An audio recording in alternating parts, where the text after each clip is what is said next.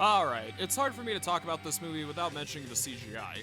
While of course it doesn't hold up compared to Terminator 2, a movie that is 9 years younger, it's still impressive for back then once you take into consideration that this movie came out in 1982, the same year as E.T. First Blood and the Dark Crystal.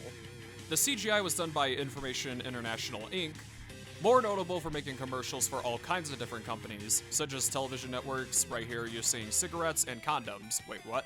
Part of me is glad that this movie bombed, because I feel like if it was a hit, CGI would be all over the place, and we wouldn't have the amazing puppet work we have in movies like Predator, Aliens, and more. Especially for retards like me who like to bitch about CGI. Now let's go on to the games. First, we have the iconic light cycle, where the tracks turn into walls, and your main goal is to Grace Kelly the opponent. The Recognizer, closing her legs because there's kids in the audience. I also like the scene where Flynn recreates the Recognizer, and this part made me laugh.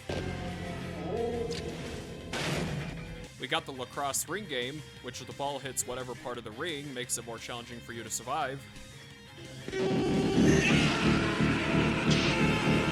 That is badass. Moving on from the games, we have this iconic scene.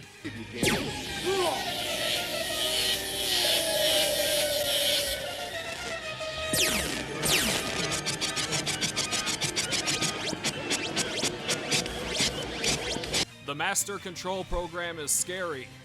He looks better earlier in the film, but in the climax, he looks like an aborted Jack Kirby fetus. Now on to the non-CGI cinematography. We have what looks like to be construction for a tiny square building. We have the inside of a tank, which looks like a neon golf course. We have a neon helicopter in the real world. Is that a thing? I'm assuming that's a thing.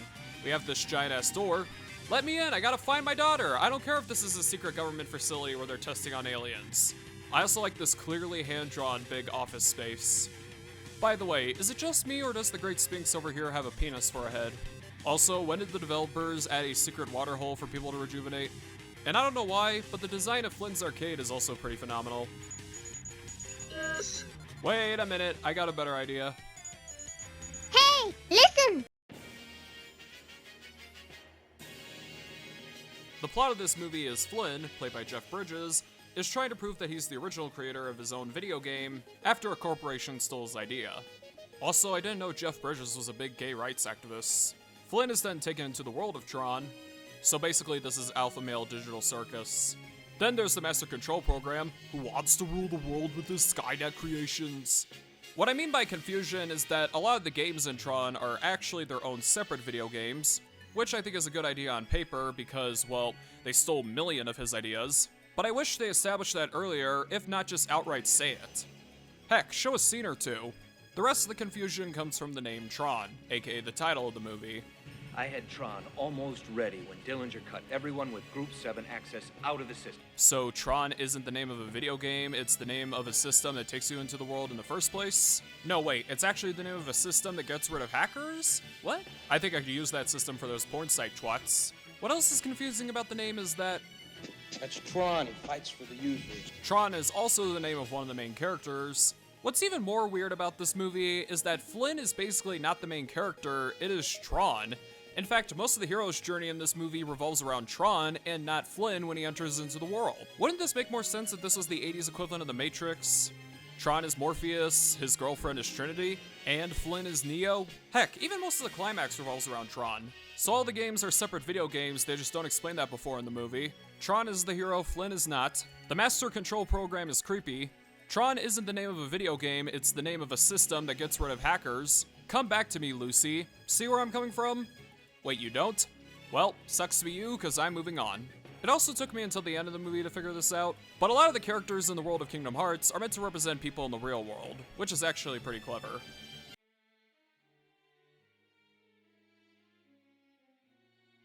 The characters, named programs, believe that they are being controlled by users, which is basically us playing video games.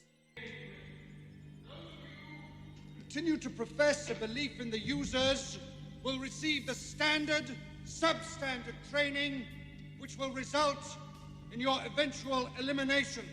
I've seen people like the Nostalgia Critic interpret this as a commentary on religion, because both the programs and the users have their own free will and go through difficulties themselves. However, Daniel 5:23 says, "Instead you have set yourself up against the Lord of Heaven.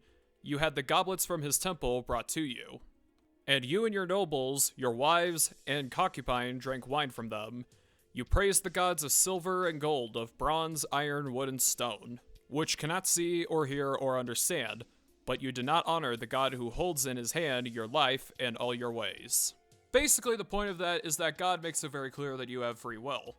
And not to mention, Flynn, the real creator of this world, comes down to this world in the first place.